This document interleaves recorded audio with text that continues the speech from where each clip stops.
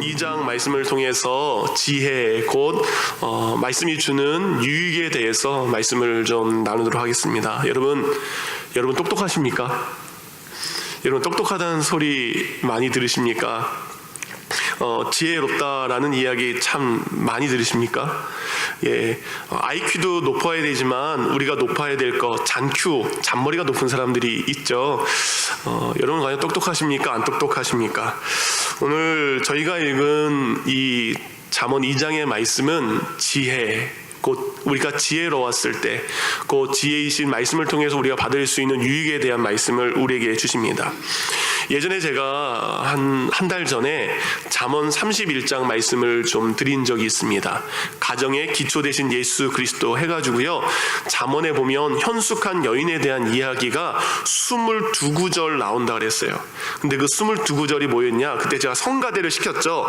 가나, 다라, 마바사, 기양리언 시켰죠. 마찬가지로 히브리 알파벳으로 된 것이 잠언 31장의 내용이었다면 오늘 저희가 읽은 잠언 2장이 몇 절로 돼 있죠?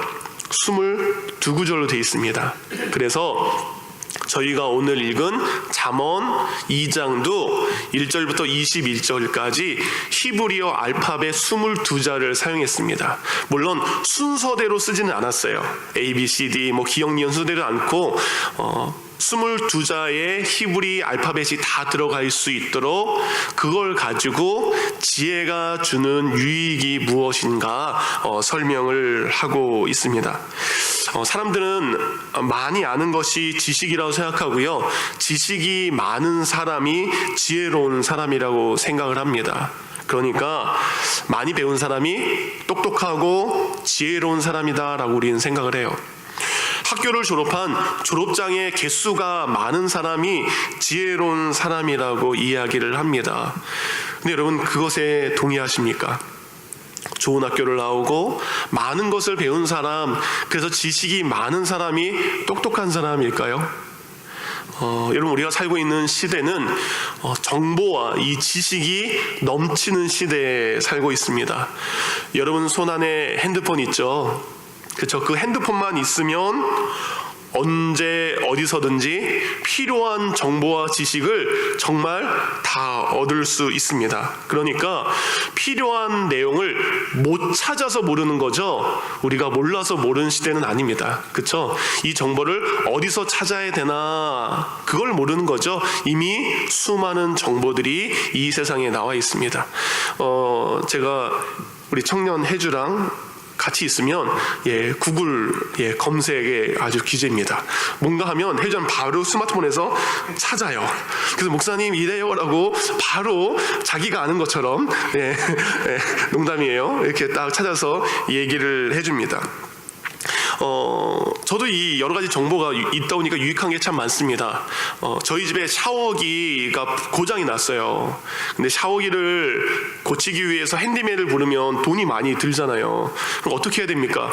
직접 고쳐야 세이빙이 되잖아요. 어떻게 했을까요? 유튜브에다가 유튜브는 영상까지 나오죠. 어떻게 하면 샤워 핸들을 고칠 수 있나 딱 치니까 영상이 쫙 나오더라고요. 그래서 혜주야 고쳤다. 참 편한 시대에 우리는 그렇게 살고 있습니다. 우리가 미국에 살고 있지만 또 한국에 일어나고 있는 일들을 정보를 그때그때 바로 들을 수 있는 시대에 우리는 그렇게 살고 있습니다.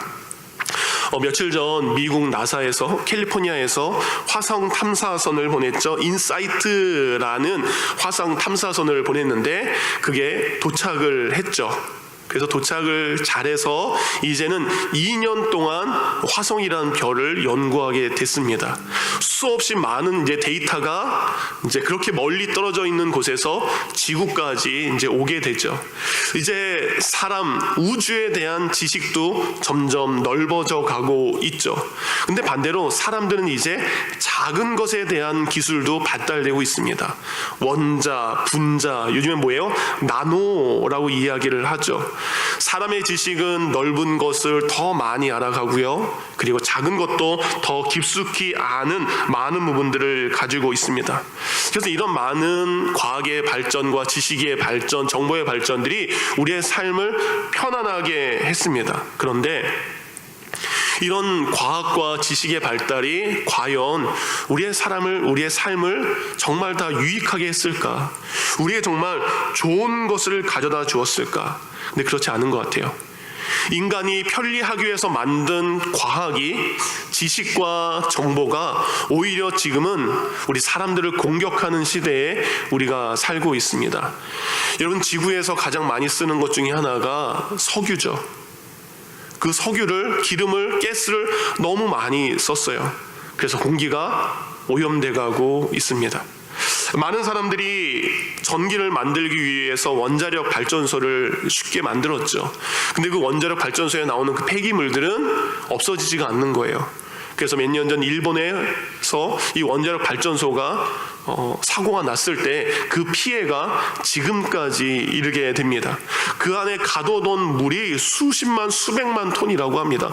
그 물이 바다로 쏟아 나오면 거기에 살고 있는 모든 것들이 오염되고 죽게 되는 거죠. 요즘에 고래들이 굉장히 많이 죽습니다. 그래서 호주나 원인 모를 죽은 분들이 많이 있는데, 잡은 고래들을 해부해 보니까 그 안에는 플라스틱 병, 쓰레기들이 이 고래의 큰 입을 통해서 들어가서 고래들을 사망에 이르게 하는 일들이 벌어지게 됩니다. 그리고 프레온 가스가 새면서 지구의 오존층은 파괴가 되었죠. 그래서 옛날보다 추위, 더위, 태풍, 홍수, 자연재해가 더 많아지게 되었습니다. 그 사람이 무엇인가 하나 편리한 것을 만들었다면 그 편리한 것 때문에 우리에게 마이너스 되는 것이 꼭 있어요. 그러니까 그만큼 인간의 지혜와 지식과 과학은 한계가 있다는 겁니다. 그래서 인간의 지혜는 불완전합니다. 완벽하지 않다라는 거죠. 그럼 우리가 그런 인간의 지혜를 의지하며 살아가야 됩니까? 인간의 과학이 발달하면서 우리의 수명은 연장했습니다. 옛날에 예수님 시대의 평균 수명은 40살이었어요. 지금 시대는 우리는 100세 시대를 살고 있습니다. 그렇지만 인간의 과학이 아무리 발전하고 인간이 수많은 지식을 가지고 있다 할지라도 사람은 언젠가 죽게 돼 있습니다. 그래서 우리가 살아갈 때 인간의 지혜로 살아가는 것이 아니라 하나님의 지혜로 살아가야 되는 것이 우리에게 너무나 중요한 것이죠. 그래서 우리는 그 하나님의 지혜를 가지고 살아가야 됩니다. 근데 하나님의 지혜를 우리가 어떻게 해야 돼요? 먼저 찾아야 됩니다. 하나님의 지혜를 내가 찾아야 그 지혜대로 살아갈 수 있다는 거죠. 오늘 하나님의 지혜를 찾는 것에 대해서 4절은 이렇게 이야기합니다. 은을 구하는 것 같이 그것을 구해라. 감추어진 보배를 찾는 것처럼 찾아라 라고 되어 있습니다. 여러분, 우리가 금, 은 얼마나 귀한 것입니까? 근데서 그것을 찾기 위해 우리는 수고를 합니다. 감추어진 보배를 찾기 위해서, 보물선을 찾기 위해서 우리는 노력을 합니다. 우리의 삶도 마찬가지입니다. 하나님의 지혜는 그저 우리에게 오는 것이 아니라 찾는 자에게 주시는 하나님의 놀라운 은혜입니다. 그래서 우리가 하나님의 지혜를 찾아야 되는데, 하나님의 지혜를 어떻게 찾냐? 그것이 1절부터 3절까지 나와 있습니다. 오늘 아버지는 아들에게 이렇게 이야기합니다. 아들아, 내가 만일 먼저 나의 말을 받으면, 두 번째, 내 마음에 명철을 두면, 그리고 지식을 구하면, 그리고 명철을 얻으려고 소리를 높이 구하면, 이 네 가지가 우리가 지혜를 찾는 방법이라고 이야기를 하고 있습니다. 먼저 1절은 나의 말을 받으며, 곧 하나님의 말을 받으며. 우리 하나님을 향해서 아버지라고 부르죠. 기도할 때, 여러분, 기도할 때 가장 은혜가 되는 것이 아버지라는 단어 하나만 불러도 은혜가 됩니다. 이건 기도 안 될 때 많죠. 기도가 시작하자마자 술술술술 나오지는 않습니다. 그렇죠? 그럴 때 우리가 가장 많이 하는 게 아버지, 아버지. 왜요, 여러분? 아버지는 자녀의 마음을 압니다. 여러분이 여러분의 자녀의 마음을 아시죠? 이번 주에 저희 유스 아이 중에 정서현이라는 우리 정세원 집사님의 큰 아이가 많이 아팠어요. 그래서 화요일 날 응급실에 가서 지금까지 병원에 있습니다. 계속 열이 떨어지지 않아서 감기인 줄 알았더니 병원에 가니까 폐렴에 걸렸어요. 폐가 3분의 1 정도 손상이 되었고 계속 토하고 토할 때마다 피도 나오고요. 귀도 아프고요. 그리고 숨 쉬는 게 너무나 힘든 상황에 있습니다. 아빠는 그 자리에서 계속해서 자리를 지키고 있고요. 어제는 폐에서 물이 나온다는 얘기까지 들어가서 굉장히 계속적으로 기도를 하고 있습니다. 그 엄마 된 백은정 자매를 아침 저녁으로 병원에 데려다주고 또 데려오고 하는 일들을 지금 며칠 동안 하는데요. 집에 있으면 울지를 못해요. 다른 두 아이가 있기 때문에. 근데 차에 타면 병원에 갈 때까지 웁니다. 아이의 아픔을 자기의 아픔으로 생각하기 때문에. 목사님, 그 아이가 얼마나 아플까요? 그 아이가 얼마나 고통스러울까요? 숨 쉬는 거, 말하는 거 너무너무 고통스럽다고.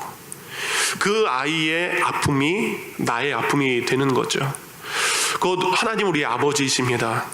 하나님은 우리의 마음을 아십니다. 우리의 삶을 아십니다. 우리의 마음을 아시고 우리의 삶을 아시는 아버지께서 우리에게 말씀하시는 것이 있어요. 그러니까 우리는 그 하나님의 말씀을 우리는 들어야 됩니다. 여러분, 아브라함이 하나님의 말씀을 들어서 그가 가야 될 길을 따라갔습니다. 요셉이 억울한 누명을 쓰고 감옥에 갔을 때도 그는 하나님의 말씀을 듣기를 사모했던 사람입니다. 모세가 이스라엘 백성들을 이끌고 시내산에 도착했을 때 그는 하나님의 말씀을 듣기 위해서 시내산 꼭대기에 올라가서 금식하며 하나님의 말씀을 들었습니다. 사랑하는 성도님들, 우리 하나님의 말씀을 듣는 자가 되기를 원합니다.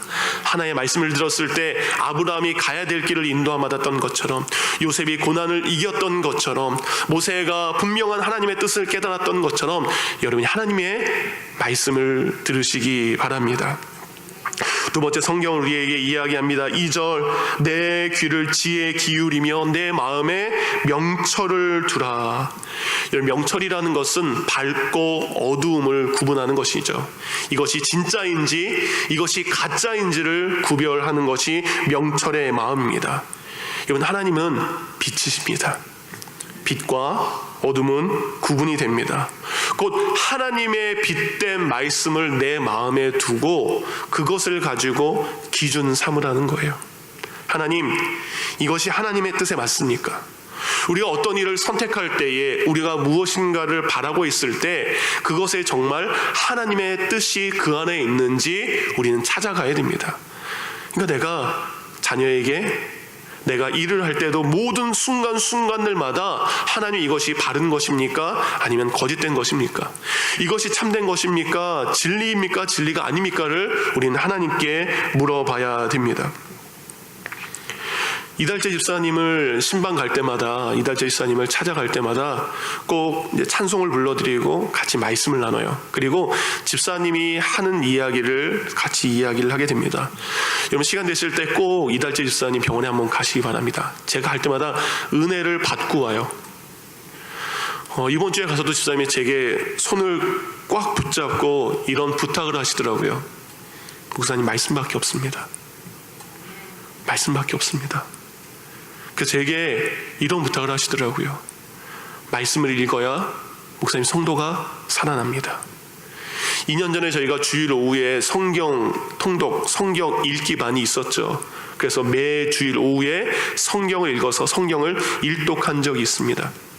그러면서 제 손을 꼭 잡고, 목사님, 말씀만이 우리 성도를 살릴 수 있습니다. 그 말씀 통독 우리 목사님이 다시 시작해 주세요. 집사님이 샬롯을 품은 비전이 있었습니다. 비록 교회는 다 다르지만 말씀을 읽고 싶은 사람들이 교회에 모여서 말씀을 읽는 거예요. 그랬을 때 샬롯이 살아난다는 겁니다. 여러분 마음에 지금 무엇을 두고 계십니까? 여러분 마음에 하나님의 말씀을 주시기 바랍니다. 그랬을 때 하나님의 말씀이 우리 마음에 들어왔을 때 우리는 그 말씀을 통해서 이것이 밝은 것인지 이것이 어두운 것인지 우리는 분별할 수 있게 됩니다. 또 성경은 이야기합니다. 지식을 불러 구하라. 3절 말씀이죠.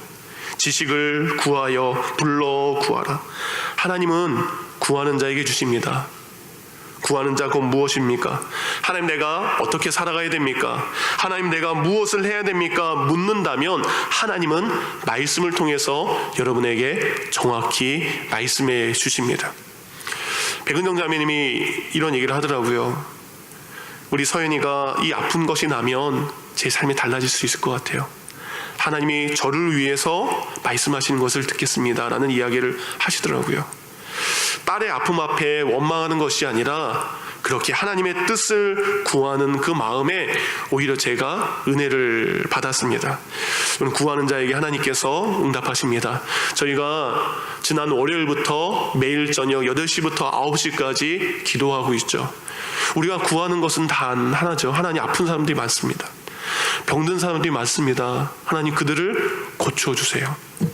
구하는 자에게 하나님이 응답하십니다. 찾는 자에게 찾게 해주십니다. 우리가 병든 자를 위해서 기도할 때 병든 자들이 분명히 나을 것입니다. 여러분이 지식을 구하고 하나님의 지혜를 구한다면 하나님은 여러분에게 반드시 그 말씀을 주실 줄 믿습니다. 그러니까 4절입니다. 소리 높여 그것을 구하라 라는 거죠. 소리를 높인다는 것은 기도를 한다는 것을 의미합니다. 솔로몬이 왕이 되었을 때에 그는 하나님께 기도하며 구하게 되죠. 여러분 마음 가운데 하나님의 지혜를 구했을 때 하나님은 반드시 우리에게 그 보배와 같은 생명의 말씀을 주시는 줄 믿습니다. 그렇게 우리에게 말씀을 주셨어요.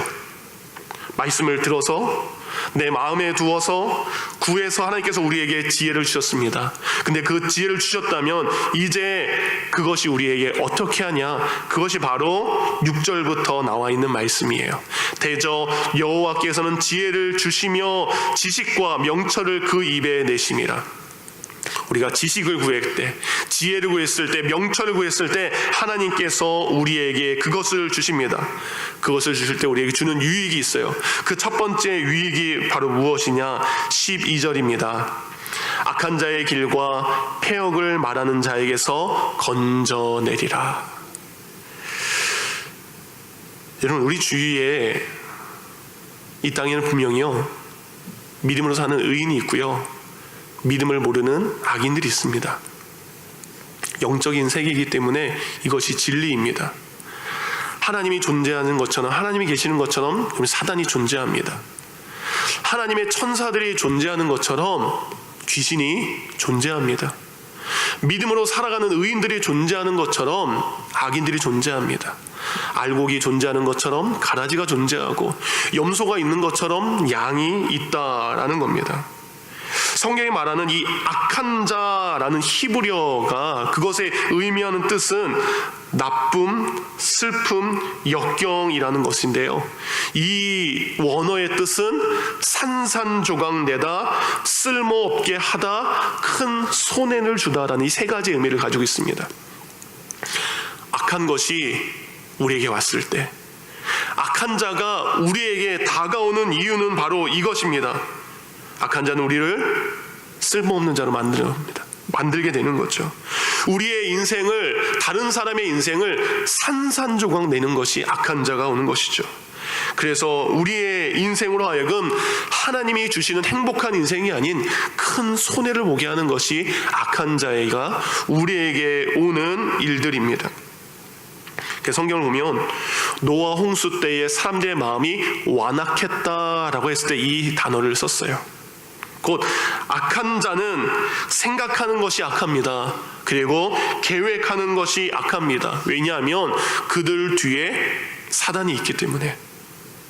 사단이 그들로 하여금 악한 짓을 하게 하고 악한 생각을 하게 하고 악한 계획을 하게 됩니다. 여러분, 사단의 첫 모습은 광명한 천사의 모습입니다. 사단이라고 해서 무서운 모습이 원래 모습이 아니었어요. 사단은 영광받는 자의 모습을 가지고 있었어요. 아름다운 자의 모습을 가지고 있는 것이 사단의 첫 모습이었습니다.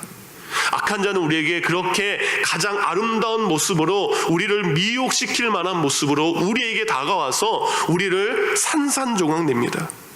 우리의 인생을 망하게 하는 거죠.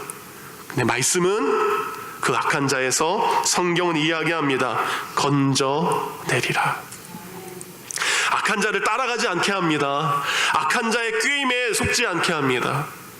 여러분이 악한 자의 꾀임에 빠지지 않고 악한 자를 따라가지 않기 위해서는 여러분이 하나님의 말씀을 마음에 두고 살아가야 됩니다. 베드로전서 5장 8절입니다. 지금도 악한 마귀가 우는 사자와 같이 먹을 자가 어디 있나 두루 다니며 삼키고 있어요. 삼킬 자를 찾아다니고 있습니다. 말씀으로 무장하시기 바랍니다. 근데 말씀은 우리로 하여금 무장돼서 악한 자에서 우리를 건져 주십니다. 우리의 삶은 매일매일의 영적인 전투라는 것을 잊지 마시기 바랍니다. 우리를 죄짓게 하는 악한 영과 우리를 하나님의 뜻대로 살게 하는 성령의 싸움이 우리가 살고 있는 이 교회 시대의 싸움입니다. 우리 말씀에 무장했을 때 악한 영과의 전투에서 승리하실 줄 믿습니다. 두 번째, 성경은 우리에게, 오늘 본문은 저희가 읽지 않았지만 16절에 이렇게 말합니다. 지혜가 또 너를 음녀에게서 말로 호리는 이방 계집에게서 구원하리니. 지혜는 음녀에게서, 말로 호리는 사람에게서 우리를 건져줍니다. 여러분, 여기서 음녀라는 뜻은 히브리어로 주르라는 뜻입니다. 이 주르라는 뜻은 곁길로 가게 하다. 우리가 도로를 가다 보면 그 숄더 있죠. 사이드워크라고 있죠. 숄더라고 하죠. 보통 갓길이라고 하죠.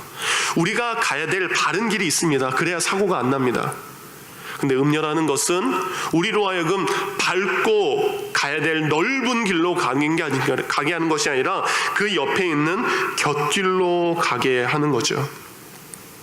우리 욥기서를 보면 욥의 친구들이 욥을 정죄하면서 그들이 바뀌게 됩니다. 그래서 성경은 그들로 하여금 외인이라는 단어를 쓰게 됐어요. 근데 이 외인이라는 단어가 바로 꾀는 자, 곁길로 가게 하는 자였어요. 욥의 친구들이 와서 그로 하여금 다시 믿음의 길을 가게 한 것이 아니라 친구들은 고난받는 욥을 꾀어서 그로 하여금 하나님이 원하지 않는 다른 곁길로 가게 한다는 겁니다. 그래서 여러분, 사람은 끊임없이 우리를 넘어뜨리려 하고는 꾀려고 하는 자, 곧 말로 호리는 자들에게 우리는 속아 넘어갈 때가 많습니다. 그래서 우리는 그것에 속아서 죄를 짓는 것을, 너무나 달콤한 것을 생각하면서 그 길을 따라가게 됩니다. 여러분, 사람을 꾀는 것, 그것에서 우리를 지킬 수 있는 것은 말씀인 줄 믿습니다. 그러면서 우리로 하여금 뭐하냐? 음녀는 성적인 범죄, 음욕의 일을 하게 하는 거죠. 여러분, 삼손이 누구에게 때문에 멸망했습니까? 음란 때문에 멸망한 것이죠. 다윗 어땠습니까? 다윗 또한 한때 그 성적인 음욕을 참지 못하고 살인죄를 지으게 됩니다. 믿음의 간단한 선배님들도 어때요? 이런 성적인 유혹에, 말로 호리는 말에 유혹을 하게 됩니다. 제가 다녔던 고등학교를 가려면 한국에 죄송합니다, 미아리 텍사스라는 곳이 있었어요. 거기가 이제 몸을 파시는 여자분들이 있었던 곳이에요. 거기를 항상 지나가야 돼요, 버스가. 그럼 잘 보이진 않죠. 저기 멀리 봐야 보이죠. 그러니까 고등학교 남한자 애들이 얼마나 이 호기심 많겠습니까? 뭐가 좀 보이려나 뭐 이렇게 이제 보죠. 근데 늦게 끝나고 오거나 그러면 꼭 그 앞에 나와서 지나가는 남자들을 말로써 꼬셔요. 말로써 호려서 그 안에 들어가게 합니다. 여러분, 우리는 지금 너무나 음란한 시대에 살고 있습니다. 너무나 도덕적인 타락의 시대에 살고 있습니다. 그러니까 베드로전서 4장 7절처럼 우리는 정신을 차리고 깨어 있어야 됩니다. 4세기의 교부였던 크리스토스톰이라는 사람이 이런 이야기를 했습니다.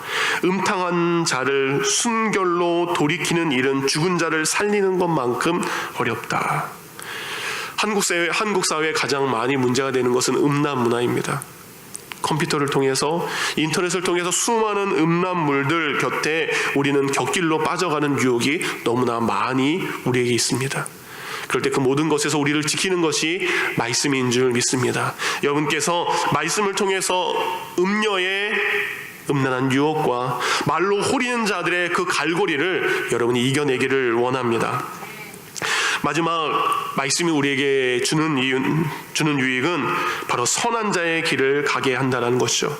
20절입니다. 지혜가 너를 선한 자의 길로 행하게 하며 또 의인의 길을 지키게 하리니 라고 되어 있습니다. 여기서 선한 자라는 뜻은 히브리어로 토부라는 뜻입니다. 이것은 결실이 좋다라는 뜻이에요. 끝이 좋다라는 뜻입니다. 아름답다는 뜻이고요, 즐겁다라는 뜻입니다. 말씀대로 살아가는 사람들, 그들의 끝이 열매 맺습니다. 그들의 삶이 아름답게 됩니다. 그들의 인생도 즐거운 인생이 된다는 거죠.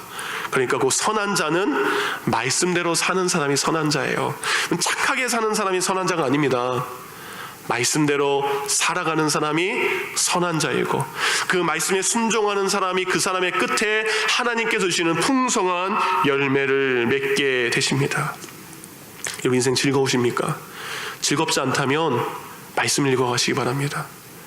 때로는 우리에게 눈물이 다가올 수도 있고요, 고통이 다가올 수 있습니다. 근데 말씀은 능력입니다. 우리로 하여금 선한 길을 가게 해서 그 끝의 열매를 우리가 먹게 하는 거죠.